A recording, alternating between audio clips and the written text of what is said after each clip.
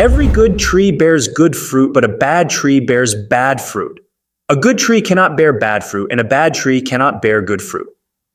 Just as a tree's wood is strengthened by the storm, adversity can build resilience in men. But when the storms are relentless and the environment becomes toxic, even the sturdiest tree can be bent, and the fruit it bears can turn bitter.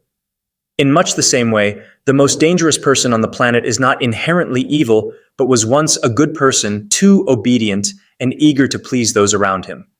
He might have grown up in an environment that fell far short of his expectations, waiting in vain for someone to treat him with the same kindness he extended to others. But when the environment is toxic, even the best of us can be pushed to a breaking point. The truth is, most people are shaped by their surroundings. A child raised by neglectful or cruel parents might struggle to grow into a healthy adult. Even if they try to be good, the trauma lingers, trapping them in a cycle of pain and anger. On the other hand, a child nurtured with love and support is likely to grow up and contribute positively to society. But here's where the issue arises.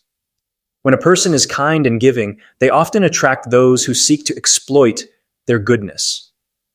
But how? Over time, these good people may become increasingly obedient, driven by a deep-seated fear of upsetting those who exploit their kindness. They push aside their own needs to keep the peace, gradually losing a piece of their true selves.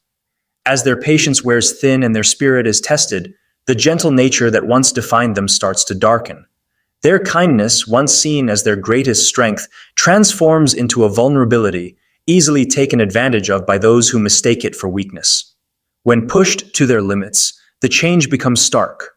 What was once a nurturing and compassionate presence can evolve into something far more formidable and unpredictable.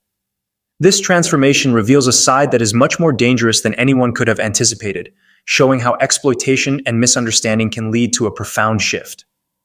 This shift in behavior is closely tied to losing a sense of responsibility. They start neglecting their commitments, wasting time and energy on things that don't matter. They begin to realize that being good in a corrupt society doesn't seem worth it, so they try to exploit anyone who appears as good as they once were, seeking the power and control that monsters crave. That's why personal accountability is crucial at every stage of life. Conditions constantly change. We won't always have our parents to care for us. Sometimes we'll find ourselves far from their guidance, facing people who try to pull us into their toxic circles.